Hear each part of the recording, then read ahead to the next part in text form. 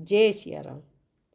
जब प्रभु श्री राम अपने भाई लक्ष्मण और पत्नी सीता के साथ 14 वर्ष का वनवास काटकर अयोध्या आ चुके थे और उनका राज्याभिषेक हो गया, तो उनसे मिलने एक दिन मुनि अगस्त्य अयोध्या आए।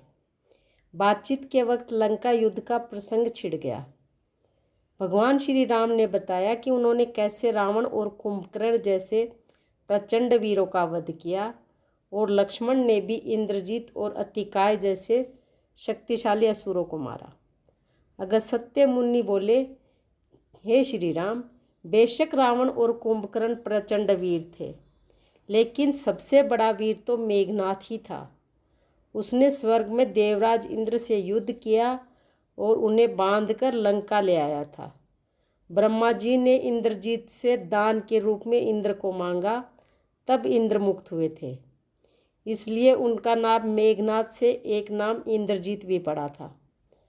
लक्ष्मण ने सर्वाधिक शक्तिशाली व्यक्ति का वध किया है, इसलिए वे ही सबसे बड़े योद्धा हैं।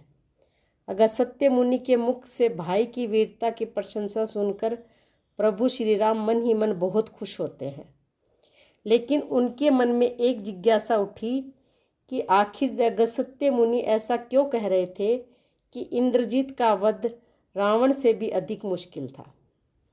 प्रभु श्री राम की जिज्ञासा को शांत करने के लिए अगस्त्य मुनि ने बताया कि इंद्रजीत को यह वरदान प्राप्त था कि उसका वध वही कर सकता है जो 14 वर्षों तक ना सोया हो, जिसने 14 साल तक किसी स्त्री का मुख ना देखा हो और 14 साल तक भोजन ना किया हो। अगस्त्य मुनि की बातें सुनकर श्री राम बोले, मैं वनवास काल में 14 वर्षों तक नियमित रूप से लक्ष्मण के हिस्से के फल फूल उन्हें देता था। मैं सीता के साथ एक कुटी में रहता था, बगल की कुटी में लक्ष्मण थे। फिर सीता का मुख भी ना देखा हो और 14 वर्षों तक सोए ना हो, ऐसा कैसे संभव है? हालांकि प्रभु श्री राम सब जानते थे, लेकिन फिर भी वो जगत में यह बात बताना चाहते थे कि लक्ष्मण कितने बड़े वीर हैं और उन्होंने कितना त्याग किया है। तब अगस्त्य मुनि ने कहा कि यह बात लक्ष्मण जी से भी पूछें तो ज़्यादा बेहतर होगा।